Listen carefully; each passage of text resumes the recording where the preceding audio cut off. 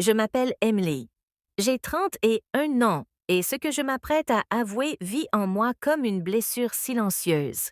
Vous est-il déjà arrivé de regarder votre propre vie sans la reconnaître? Tout a commencé le jour où j'ai compris que la vie que j'avais construite n'était pas celle que mon cœur désirait vraiment.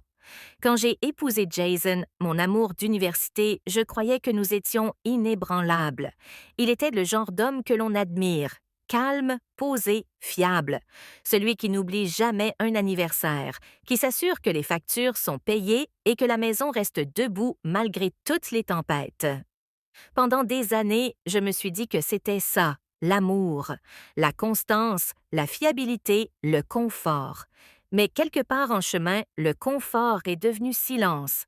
Nos rires se sont éteints, remplacés par des emplois du temps et des soirées polies. J'ai essayé de me convaincre que c'était normal, que le vrai mariage parlait moins de papillons et davantage d'endurance. Mais au fond de moi, il me manquait le battement, l'élan, la sensation que l'amour pouvait encore me couper le souffle. Puis il y a eu Noah. Il n'était pas un étranger, c'était le plus proche ami de Jason, quelqu'un qui faisait partie de nos vies depuis des années. Et pourtant, soudain, il était différent.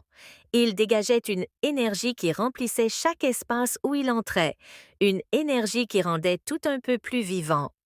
Là où Jason planifiait chaque chose à la minute près, Noah vivait à l'instinct. Et quand il me regardait, c'était comme s'il voyait la part de moi que j'avais oubliée. Tout a commencé innocemment. Des plaisanteries partagées, des regards rapides, des conversations qui s'étiraient plus longtemps qu'elles n'auraient dû. Je me disais que c'était sans danger, mais peu à peu nos mots sont devenus chargés, nos silences passent étaient plus lourds. Chaque fois qu'il passait, mon cœur me trahissait, s'emballant d'une manière que je ne pouvais pas contrôler. Mais que se passe-t-il lorsqu'un seul instant change tout? Un soir, alors que Jason était en déplacement, la frontière entre l'amitié et autre chose a disparu. Un regard s'est attardé, un souffle s'est suspendu, et dans cet instant unique, l'air était électrique, dangereux. J'aurais pu reculer, j'aurais dû, mais je ne l'ai pas fait. Quand cela s'est produit, ce n'était pas seulement du désir, c'était une libération. Des années de désir silencieux ont éclaté d'un seul coup. La culpabilité a été immédiate, vive. Mais en dessous, il y avait quelque chose que je ne pouvais pas nier, une part de moi qui s'éveillait après des années de sommeil. Après coup, je me suis regardée dans le miroir, cherchant la femme que j'étais avant cette nuit-là. Elle avait disparu. Celle qui me faisait face était à la fois terrifiée et vivante. Je me suis dit que c'était une erreur, que je pouvais l'enterrer sous le silence. Mais certains secrets refusent de rester silencieux. Jason est rentré, a embrassé mon front et m'a dit qu'il m'avait manqué. J'ai souri, faisant semblant que rien n'avait changé, alors qu'à l'intérieur, j'avais l'impression de me tenir sur du verre brisé. Chaque mot, chaque geste était une comédie. Et pourtant, Noah persistait dans mes pensées.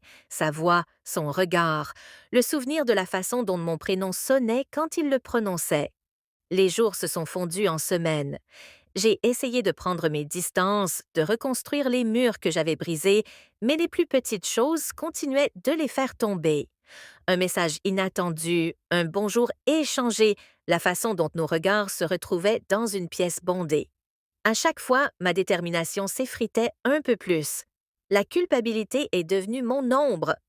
La nuit, tandis que Jason dormait à mes côtés, je revivais des moments que je n'aurais pas dû me rappeler.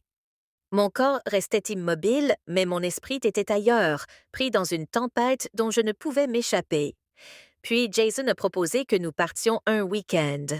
Juste nous deux, a-t-il dit doucement, les yeux pleins de bonté, sans se douter de rien. J'ai accepté, espérant que la distance apaiserait le chaos en moi. Ce voyage a été à la fois une grâce et une punition. Loin de tout, j'ai vu Jason tel qu'il était vraiment, un homme qui m'aimait sans condition, qui avait bâti tout son monde autour de mon bonheur.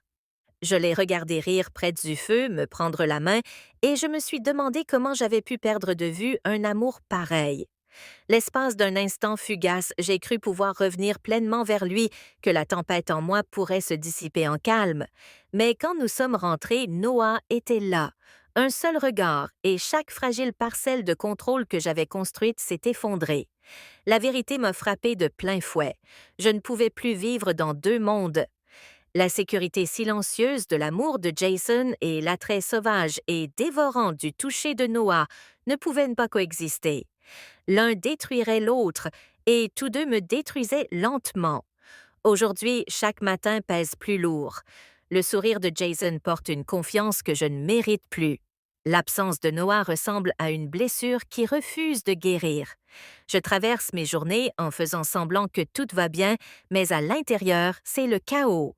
Une tension constante entre la culpabilité et le désir, la sécurité et l'élan. Je ne sais pas comment cette histoire se termine. Peut-être que la vérité éclatera et réduira tout en miettes. Peut-être que je la porterai en silence jusqu'à la fin de ma vie. Tout ce que je sais, c'est que ce que j'ai ressenti avec Noah était réel, brut et effrayant, mais réel. Et parfois, les choses qui nous ruinent sont les mêmes que celles qui nous rappellent que nous sommes encore en vie. Je ne sais pas, murmurai-je finalement. Il hocha la tête, comme s'il comprenait exactement ce que je ressentais. Moi non plus, mais je crois qu'on doit être honnête avec nous-mêmes. Ces mots n'étaient ni pressants ni déplacés. Ils étaient sincères, profonds. À cet instant, je réalisais une chose essentielle. Il ne s'agissait pas de transgresser une limite, mais de faire face à des émotions longtemps ignorées. Le lendemain matin, la lumière du jour entra doucement dans la pièce. La réalité reprenait sa place. Rien n'avait besoin d'être expliqué à voix haute. Nous savions simplement qu'un changement avait eu lieu, silencieux, intérieur. Et parfois, ce sont ces changements-là qui comptent le plus.